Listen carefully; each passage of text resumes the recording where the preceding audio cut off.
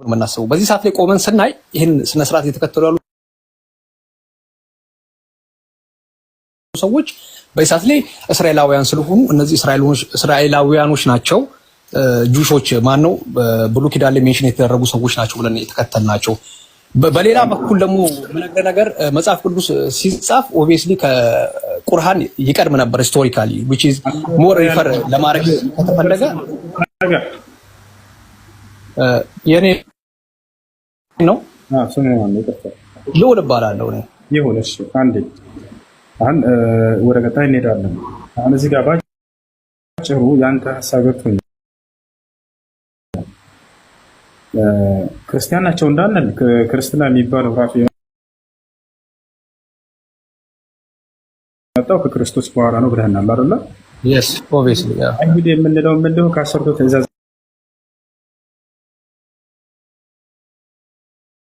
በኋላ የተነሱ ናቸው ብለናል አይደል? ስለዚህ ከዚያ በፊት ደግሞ አምላክ ሲያናግራቸው የነበሩ አካሎች አሉ። እነዚያስ ስለዚህ እነዚያ በቃ አለቀ ከክርስትናና ከአይሁድ ውጭ እንደሆኑ ከዚህ ተረዳን። ምክንያቱም እነዚህ ነገራቶች የመጡት ከነዚህ በኋላ ነውና እሱን ከተረዳ ስርዓት ነው ስርዓት ግን ስፔሲፊክ ተደርጎ ሜንሽን ሲደረጉ የነበሩ ህዝቦች ነበሩ which is ከህጉ በፊት የኖህ ዘመን የነበሩ ሰዎች ነበሩ የተረፉ። ወደ እነዚህ አልመጣ እነዚህ ሁሉ እምነታቸው ምን እንደነበር ቃል በቃል በቁርአን ላይ ተቀምጦልሃል። ምን ተብሎ ሙስሊሞች ናቸው ብሎ ቃል በቃል ሙስሊሞች ናቸው እነ ሙሴ ጋር ሲመጣ which is እነዚህ ህጉን ሲቀበሉ ምን ሲሉ የነበረው የጸሎት ስነ ስርዓታቸው አምልኮ የሚፈጽሙበት ስነ ስርዓት ለምን አሁን ካሉት ሙስሊሞች ጋር መገናኘት አልቻለም የሚለው ነገር ጥያቄ ይመጣል። የትኛው አምልኮ ለምሳሌ ኦብቪየስሊ ምን ሰግድበት ምን ዘምርበት አምልኮ የምናቀርበት ከዛም አልፎ ደግሞ እንድናለን ብለን ክርስቲያኖች ደግሞ እኛ ክርስቶስን በማመን ክርስቶስን በመከተል እናምናለን። የሙስሊሞች አላቅም። ቀጣዩ ጥያቄ ሁለተኛ ጥያቄ ያልኩ እሱ ነው which is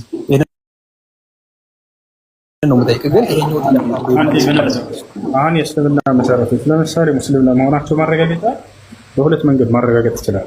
አንደኛ ቅድም ያልኩት እምነታቸው ቃል በቃል ሙስሊሞች መሆናቸው መገለጹ ግን ነገር ግን መጽሐፍ ቅዱስ ላይ አንዲትም ቦታ ላይ አንድ ነብይ ተነስቶ ክርስቲያን ነው የሚል አታገኙም። ወፍ አንድ ነብይ ተነበሩማ ኦብቪየስሊ ክርስቶስ የመጣው ከዛ በኋላ ነው ወንድሜ። ከዛ በፊት በሙሴ ዘመን ላይ ክርስቲያን ተብሎ ነው መደረግ ክርስቲያን የሚለው ስሙ ራሱ ወንድሜ አይደል?